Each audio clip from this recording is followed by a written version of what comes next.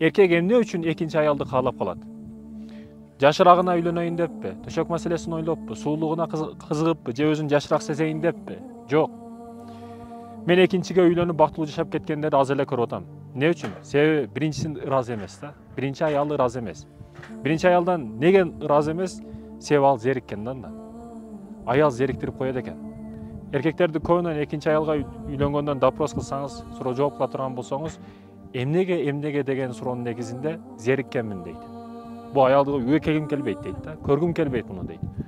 Баягы аял киши шаттыгы менен, кубанычы менен эркек кишини ар дайым өйдөгө көтөрүп коет экен. Баягы ушундай аялдар бар, анын алдында мындайча айтканда маза кыласың да. Келсең эле күлдүрөт, сүйүндүрөт. Баягы аялдын алдында кеткиң келбейт. Жумуштан чыгып үйүңө чачасың. Неге? Себеби ал жерде эч ким айтпаган сөздү айта турган, алтындан да кымбат сөздөрдү айта турган аялың бар.